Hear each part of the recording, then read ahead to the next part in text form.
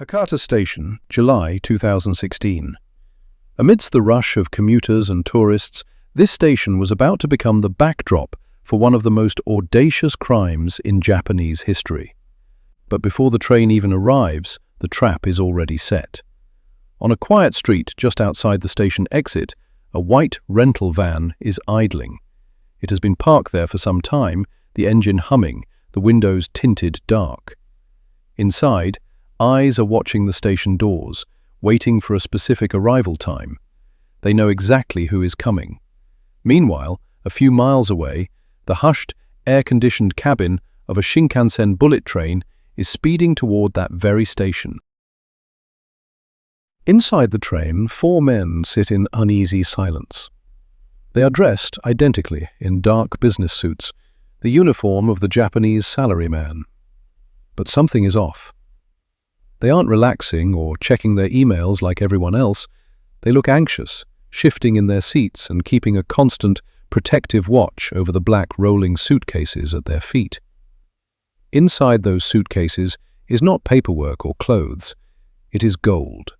Solid bullion. 160 kilograms of it. In 2016, this cargo is worth over 750 million yen. To understand why four men in suits are risking everything to move this much metal, you have to understand the golden loophole. In 2016, Japan had become a paradise for a specific kind of white-collar smuggler. The scheme was simple, elegant, and incredibly lucrative. In places like Hong Kong, gold can be bought tax-free. But in Japan, the sale of gold includes the national consumption tax, which was 8% at the time. The math was irresistible. If you could smuggle gold into Japan without declaring it at customs, you could sell it to a legitimate shop and instantly pocket that 8% tax as pure profit. On a shipment like this, 750 million yen, that 8% margin meant a profit of 60 million yen for a single day's work. It was free money. But moving that much product requires mules, and mules make targets. The train slides into the platform. The hydraulic brakes hiss. The four men stand up, smoothing their suits, and grip the handles of their luggage. The weight is immense. Gold is deceptively heavy, but they maintain their composure. They merge into the crowd, exiting the cool station into the humid furnace of the Fukuoka summer. Their destination, a gold exchange shop, is just minutes away. They think they have made it. They are wrong. As they step onto the sidewalk, they walk straight into the trap. The white van is already parked at the curb, engine running. Standing next to it are three men in crisp blue uniforms waiting for them. They don't look like thieves, they look like the law. As the smugglers approach, the lead officer steps forward and flashes a shiny metal badge. "Police! Stop right there!" he barks. The team leader freezes. The uniform, the badge, the guilt, it all paralyzes him.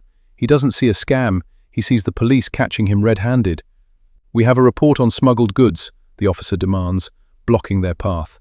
"Hand over the luggage for inspection. Now!" The team leader is too terrified to argue. He nods. The fake officers move fast. They grab the handles of the suitcases. You can see them strain under the immense weight of the gold as they heave the bags directly into the open back of the van. The moment the last bag is in, the officers jump inside. The door slams shut. The tires squeal against the asphalt, and just like that, the van and the gold disappears into traffic. The four men in their business suits are left standing on the curb, the team leader still clutching his phone. No gold, no arrest warrant. It takes a moment for the truth to sink in. They weren't busted. They were robbed. The investigation launched immediately. Detectives scoured the city for the white van. They found their first break on CCTV. The footage showed the van was a rental, and later, cameras caught the officers in a parking lot, stripping off their uniforms. Gone were the badges and the perfect posture. Underneath, they were tattooed, rough, and celebrating. The trail led away from Fukuoka, heading north toward the city of Nagoya. The police were hunting a professional crew. At the top of the pyramid was Kazuki Noguchi, a 42-year-old career criminal from Nagoya. He was the architect.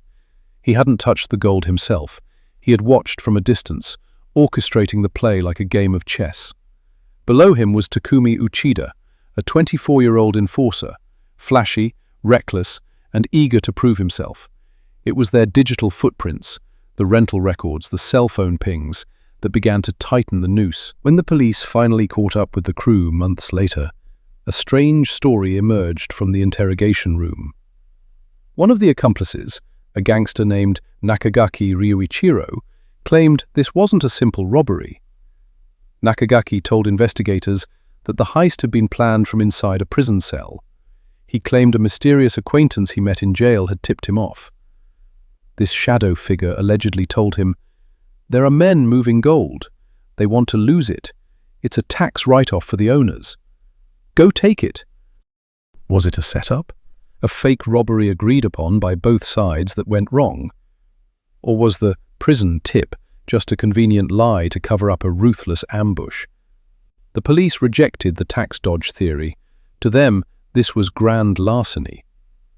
The gold was eventually sold off, the money laundered through the underworld. But the perfect crime is rare in the age of surveillance.